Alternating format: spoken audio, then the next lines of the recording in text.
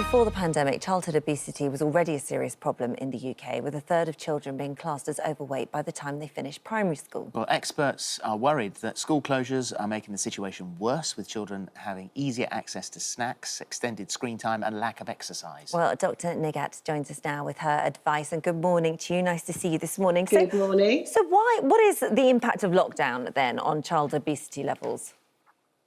I don't think we can underestimate the fact that childhood obesity was actually an issue before the pandemic started, and this is a global problem. We know that this needs to be tackled multifactorially. It's not something that can be just dealt with a silver bullet, unfortunately. So it needs to be at government level, education level, healthcare level, and then it needs to be right down to parents and individual choice as well. And so what the pandemic has done is, as we've gone into lockdown 1, lockdown 2, lockdown 3, unfortunately, that's impacted on our ability to do physical exercise. As you were saying earlier, more screen time, because children have to do homeschooling, and the only way to do that is via screen time as well. And that also means that we aren't doing the activities that we would normally do. Leisure centres are closed, family parks are closed, Go Wake near me is closed as well, where I would normally take my children. And those are having a massive detrimental impact on the children. And that means that they're not getting that exercise and burning off the calories that they normally would do. And so I'm not surprised that it's right. Obviously, you have to be very sensitive when you're monitoring your child's weight and what you say. Hopefully you would be sensitive whilst you were doing that. But how can you tell if your child is overweight? A number of ways. Most parents will know just by looking at their child. If you're buying clothes that are much more for a much older group of children as well, and also if you're finding that they are having huger portions, they're finding that they're hungry a lot more, and also if you're finding that they're getting breathless a lot quicker than they would normally do, they can't do the physical activities.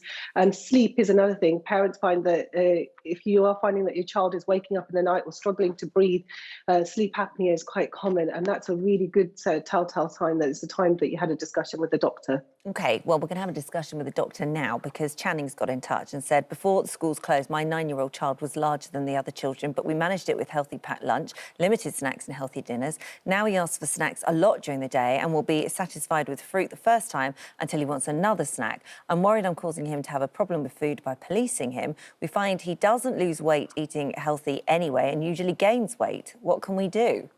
Yeah, this is such a common problem, and actually one I see in general practice a lot, because parents are just saying, look, my child always wants these snacks, what should I be doing? The most important thing is look at the meals and have a look at, are they actually filling enough for your child? So portion size is really important. A great tip, make a fist, and that is the size of the portion that you should be looking to. If you're looking at meal planning and ideas, the Eat Well guide is fantastic, and also Public Health England have actually put Start for Life for 0 to 5-year-olds in planning exactly what you should be doing for your child as well. And then distraction is great. So if they are looking for snacks, try and see if you can say to them, look, have a drink of water, because sometimes it's actually not that they're hungry, they probably want to drink a bit more, and then say to them, right, what we're going to do is possibly do star jumps before you need a snack, and that would be one way of getting around it. Yeah, I mean, it's difficult because, as Channing was saying there, you don't want to make it into a serious issue and then begin an issue with food. Yeah, with Channing as well, it's really important to know just not to focus on the weight. The height is really important. So just a rough guide, if Channing is 9 stone and he's 1.2 meters, well, then that gives him a BMI of 40. If he's actually 1.5 meters, that gives him a BMI of about 25. And so that's well within the healthy range. So the height is fantastic, is a way of doing it. I know BMI is not a perfect way of checking how heavy somebody is. But to Channing's parents, try and get his red book out, because in the red book, there'll be the centile chart. And then you can actually see his height and his weight. And that'd be a fantastic way if he's seeing on the 50th centile or not. And if he's above the 50th centile, then it's worth getting in touch with your GP about, because then it'd be worth doing some tests like hormonal tests, which are usually rarer in children, but that's a good starting point for a GP to look at. Clara said, I have a 9-year-old boy who weighs around 9 stone. He's clearly overweight. It's starting to worry us, but we can't seem to get the weight off. He eats fairly healthy diet, doesn't eat fast food or takeaways, yet he's still far too big for his age. So should we take him to do some sort of test? Oh, I do apologise. I think I just actually got over the question just earlier. So again, we don't need to do tests straight away in someone who is overweight. The most important thing is that, again, we need to look at the height. So that red book is really important, and actually plotting the height against the weight on the centile chart. And also, if you are going to have a discussion, have a food diary ready for your child as well, if you're going to talk to the GP. And there are some certain conditions, hormonal conditions, that we worry about, and thyroid being being one. But it's more important that we're keeping a strict food diary, looking exactly what he's eating and then how much he's burning off. Because at this age, sometimes it's really hard to know. There is puppy fat, and actually they are going to grow exponentially quicker, and that means that the weight will come down later on down the line. That's the thing, isn't it? Because they are growing, I think you sort of think, well, they probably are hungry, they're growing kids. But should kids be snacking? Like, if you've got breakfast, lunch and dinner, should you be snacking in between those? Because they're growing. So that really depends, because we normally say that actually 1 or 2 snacks is fine if it's a healthy snack, but look at what the main substantial meal that they're having. Are they having enough that is filling enough? So are there whole grains in there? Is there protein in there? Are they eating the rainbow?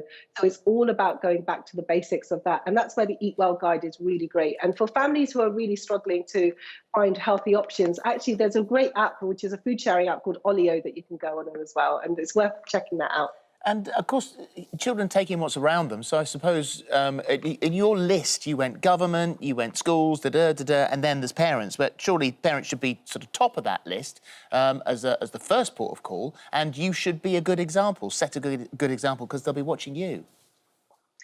Okay, so I need to make sure that I get this across really clearly. Blaming yourself is not a great way of going about things, because that just allows more negativity to start and it becomes a real issue. So we need to actually tackle this in a multifactorial way. This is a global pandemic on its way, because we know that children who are obese end up being adults who are obese or have chronic health conditions, from heart disease, type 2 diabetes, and even cancers now. So if you as a parent start as being a really good example, that is a great starting point. But actually doing exercise, little bits here and there, is a great way of going about it. And this is why I said this is a multifactorial issue. There's no silver bullet.